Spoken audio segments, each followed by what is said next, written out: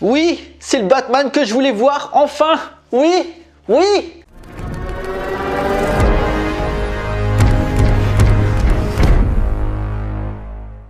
Bonjour à tous, il va être question de The Batman réalisé par Matt Reeves. I got you.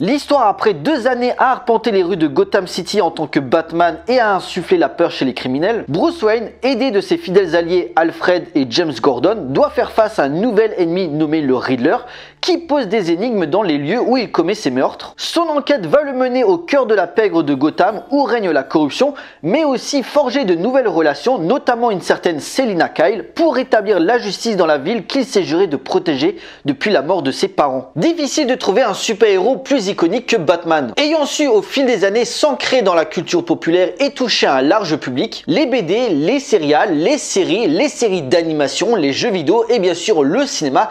Et sur cet aspect-là, le personnage a connu moult adaptations. Entre le film de 1966 tiré de la kitsch série, ceux de Tim Burton, ceux de Joel Schumacher, la trilogie The Dark Knight ou encore celui du DC Extended Universe, on en aura bouffé du Batman. Donc forcément, quand on t'annonce un nouveau film Batman, alors en premier lieu, je suis plutôt content parce que c'est un personnage que j'apprécie énormément de par son univers, ses ennemis et toute la mythologie qui va avec. Mais aussi avec quelques appréhensions parce que la première question qui te vient en tête, qu'est-ce que cette nouvelle version va apporter de nouveau par rapport aux précédentes? Puis l'annonce du réalisateur m'a quelque peu réconforté puisque c'est Matt Reeves qui est aux commandes du projet. Cinéaste qui avait mis en scène Cloverfield, Let Me In, ainsi que le 2e et 3e volet de la nouvelle trilogie La Planète des Singes. Donc clairement, j'étais plutôt confiant, j'étais vraiment hypé, puis est venu le nom du nouveau Batman en la personne de Robert Pattinson qui, comparé à certains, dès le début j'étais à 100% pour ce choix. Un excellent acteur que je dois sans arrêt défendre parce que j'entends tout le temps « Oui mais c'est le mec de Twilight, nanana, nanana »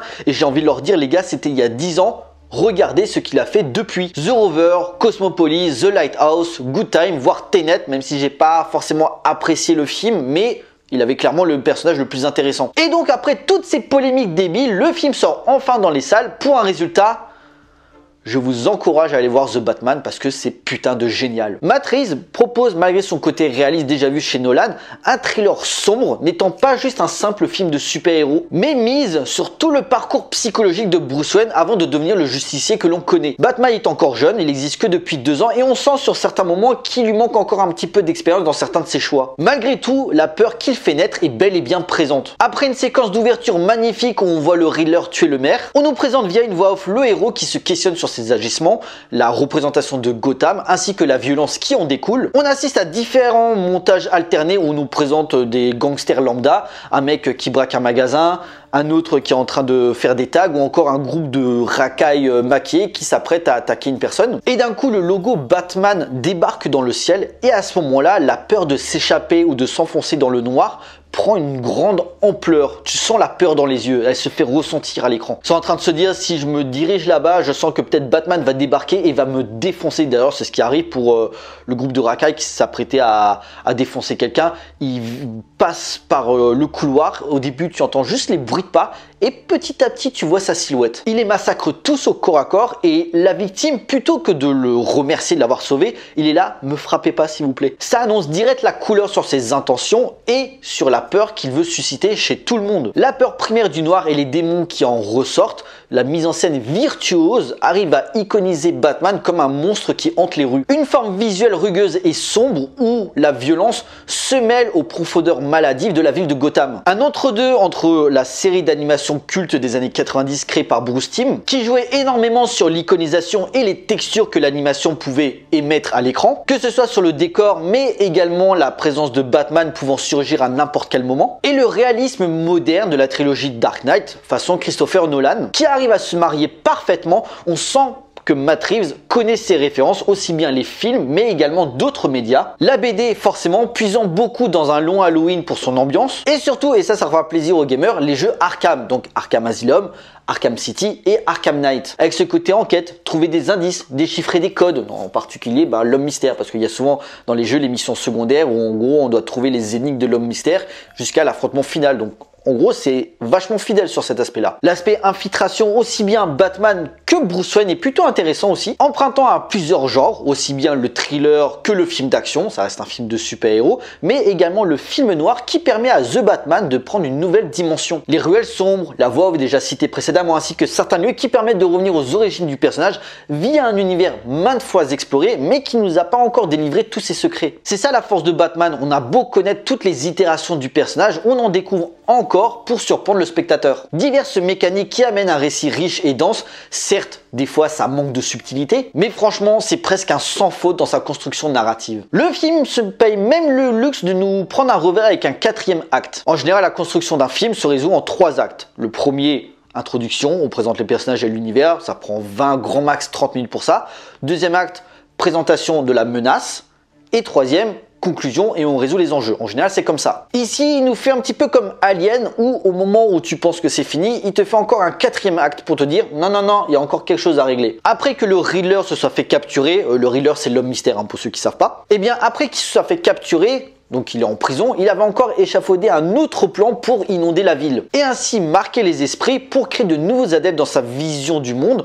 Pour continuer son héritage, c'était bien trouvé comme idée. Le fait aussi de ne pas revenir sur la mort des parents, comment Bruce Wayne devient Batman, on le sait déjà tout ça. Et de toute façon, c'est pas sa note d'attention, même si la mort des parents de Bruce Wayne est au cœur du récit parce qu'elle est liée aux agissements du Riddler. Au niveau de la durée, si 3 heures peuvent faire souffrir certains dans la salle, bien sûr, il y a des sous-intrigues qui auraient pu être un poil raccourci, mais franchement j'ai pas senti le temps passer tellement j'étais investi dans l'histoire. Après, The Batman est le premier volet d'une saga, donc forcément ça commence aussi à préparer la suite avec le méchant qu'on voit à la fin dans la cellule à côté de celle du Riddler, et franchement c'est même pas vous gâcher le truc de vous dire que le Joker sera présent à l'avenir, parce qu'en soi c'est juste pas possible de ne pas le voir. C'est comme faire un film Superman sans mettre Lex Luthor, faire un film Spider-Man sans mettre le Bouffon Vert, faire un film X-Men sans mettre Magneto. T'es obligé de les mettre parce que tu ne peux pas faire une saga d'un personnage sans mettre sa némésis. Bon, passé ça, venons-en à ce qui a fait débat. Robert Pattinson, passer d'un vampire à une chauve-souris.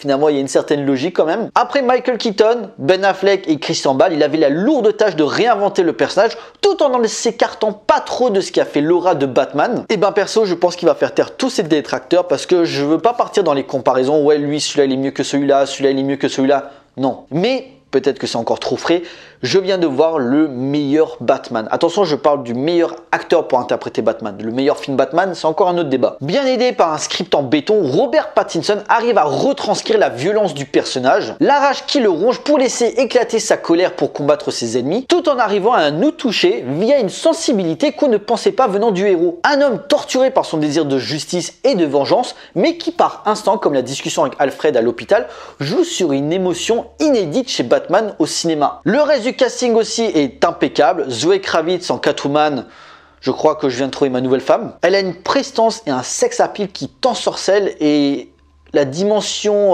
romantique du je t'aime moi non plus entre elle et Batman, plus que dans les autres versions, est vraiment réussie. Tu y crois dans leur relation compliquée. Andy Serkis en Alfred, vu les bandes annonces, on le pensait un peu plus présent et essentiel à Bruce Wayne. Finalement, ils sont assez distants l'un envers l'autre pendant une bonne partie du film. Après, il faut dire aussi qu'à la moitié, il y a le Riddler qui envoie une lettre adressée à Bruce Wayne pour le buter. Et finalement, c'est Alfred qui ouvre la lettre et qui se fait... Il y a une explosion, donc c'est pour ça qu'il se retrouve à l'hôpital. Mais niveau performance, Jeffrey White sort clairement du lot dans le rôle de Jim Gordon. La dynamique entre lui et le Chevalier Noir fonctionne à merveille à l'écran, lui qui se présente comme le dernier rempart de cette ville corrompue. Pour les méchants, Paul Dano en Riddler, loin de l'excentricité de Jim Carrey dans Batman Forever, propose une version plus perturbée et dérangée du personnage, utilisant les réseaux sociaux à sa cause. Un homme en quête de reconnaissance, comme la scène de l'interrogatoire avec Batman où il commence à s'exciter après qu'il lui dit que après ses méfaits on t'oubliera. Le Riddler a toujours été quelqu'un de très émotif dans ses intentions et l'acteur le rend très bien. Autre méchant iconique de l'univers de Batman, le Pingouin. Alors je vous le dis direct, j'ai jamais été un gros fan du personnage,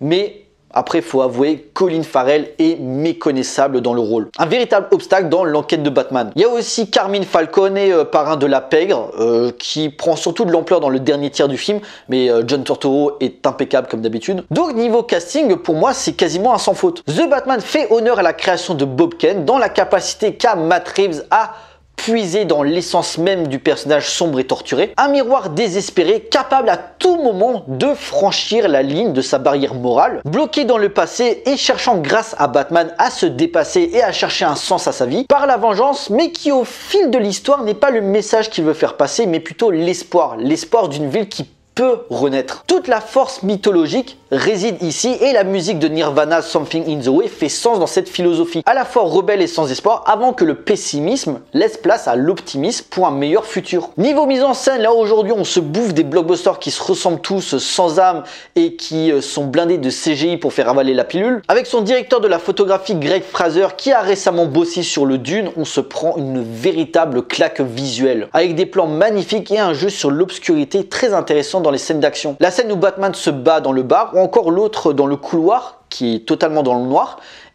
Batman débarque et en fait l'action que tu vois est dictée par les balles, donc la lumière des balles. La musique de Michael Giacchino propose une BO tonitruante, appuyant sur l'atmosphère angoissante pour jouer sur l'émotion ainsi que les angoisses de ses personnages. Sans aucun doute son meilleur travail avec celui de Star Trek et de là-haut. Matt Reeves évite le surplus d'effets spéciaux, on sent par les textures qu'on pourrait toucher ce qu'on voit à l'écran, il y a une incrédulité dans cet univers. Sur la désillusion envers le système, contraignant notre héros à outrepasser ses limites et combattre les concitoyens qu'il avait juré de protéger. Par sa figure tragique, Batman reste un puant fantasme sur ses agissements et ses thématiques, totalement en accord avec le terrorisme, voire l'attaque du Capitole l'année dernière. Des événements qui font écho perpétueront un cycle de violence perpétuelle dont Batman est le moteur principal. Plus d'enquêtes, moins de gadgets, même si quand ils sont sollicités, elles dictent la scène. On a tous eu des frissons dans la salle au moment où tu entends l'échauffement du moteur de la Batmobile. Des scènes marquantes également dans les bastons, par un soin apporté à l'image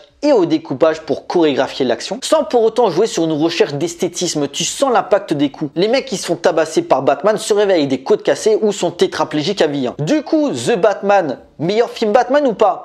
Ben c'est encore trop tôt pour le dire, on est encore dans l'euphorie. Ça me rappelle un petit peu Spider-Man No Way Home il y a quelques temps, où tout le monde, quand il est sorti, était là, waouh, c'est génial, c'est le meilleur film du monde. Depuis, la hype a un petit peu baissé. On verra si pour The Batman, ça sera pareil. Car des bons films Batman, il y en a eu.